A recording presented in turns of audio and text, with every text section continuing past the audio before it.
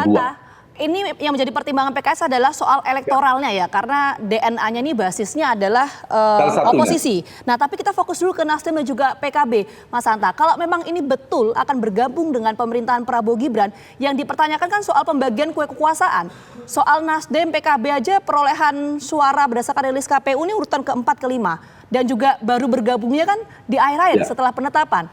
Itu seperti apa? Mungkin nggak misalnya dapat posisi 2 menteri begitu? Atau bagaimana? Hitung-hitungannya.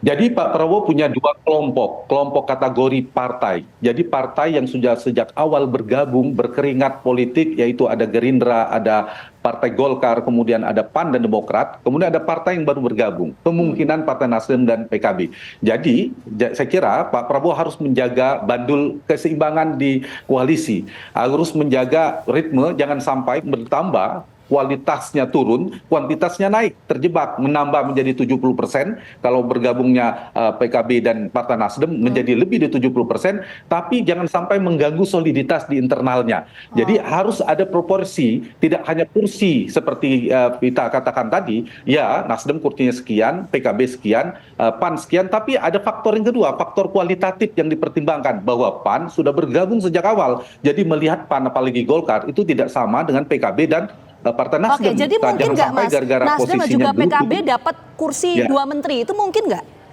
dengan komposisi itu? Hitung-hitungannya. Mungkin saja, tapi itu harus dipastikan partai-partai yang dalam pemerintahan harus lebih dari 2 kursi. Sehingga implikasinya menteri-menteri yang berasal dari kantong partai politik akan semakin banyak. Dan saya yakin Pak Prabowo akan menjaga keseimbangan itu, yang partai dan non-partai. Nah, di mana kuota non-partai misalnya dari 34 menteri ada 17, 50% kita katakanlah 17 sampai 18 kursi menteri ini untuk partai, maka kuenya kan berbagi. Nah, kalau 2 itu kan banyak, menurut saya itu maksimal, itu sudah maksimal. Tapi kalau misalnya Nasdem, hitungan kalkulasi politiknya Nasdem dan PKB dapat 2 kursi, maka PAN pasti minimal 3 itu, Demokrat. Apalagi Golkar, partainya lebih besar lagi, bisa jadi 4 itu PAN dan Nah, tapi kalau yang baru masuk 1 itu mungkin lebih relatif aman. Tapi dugaan saya bagi PKB dan Nasdem terlalu rendah mendapatkan 1 kursi versi mereka, karena mereka menganggap memiliki kursi di parlemen yang relatif lumayan. Jadi mungkin 2 kursi call ke Prabowo, negosiasi lobby yang mereka hendaki pada posisi bergabungnya itu.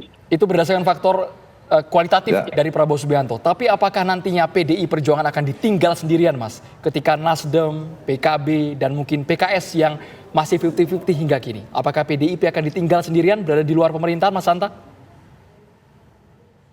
Itu punya perkembangan per hari ini tendensinya demikian. Kita tidak tahu perkembangan ke depannya, dan kalau itu terjadi maka kekuatan parlemen, kekuatan pendukung pemerintah itu lebih dari 80%, Andrew. Dan ini tidak sehat buat demokrasi, hanya PD Perjuangan di luar. Kalau misalnya PKS tidak bergabung berarti 70%, sudah lebih dari cukup itu sebenarnya. Nah, berarti kalau dilihat dari data, kita bicara PD Perjuangan, saya kasih data indikasi peristiwa politik. 1, sampai hari ini ketika Prabowo membidik ingin bertemu Ibu Mega itu belum terrealisasi. 1 itu. Yang kedua, ketidakhadiran Ganjar di KPU kemarin itu, dan yang ketiga statement keras dari beberapa politisi PD Perjuangan, terutama sekjennya Pak Hasto, kemudian ada langkah DPT UN, selain ada isu kembali pengen angket masih susah. Dari 4 indikasi ini maka kemungkinan indikasi atau tendensi PD Perjuangan semakin dekat itu belum ada. Jadi per hari ini statement yang disampaikan oleh Andrew relatif lebih mendekati PD Perjuangan kemungkinan di luar pemerintahan 03, 01 per hari ini itu semakin mendekat kemungkinan bergabung bekerja sama dalam satu koalisi pemerintahan atau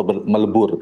Itu yang terjadi, kecuali PD Perjuangan tiba-tiba berubah sikap politiknya, kemudian memberikan signal akan bergabung ke pemerintahan, maka posisi tawar PKS, apalagi PKS, PKB, dan Partai Nasdem itu akan turun.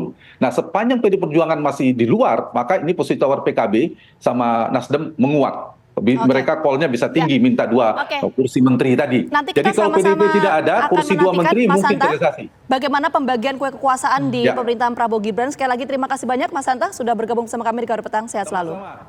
Sama-sama.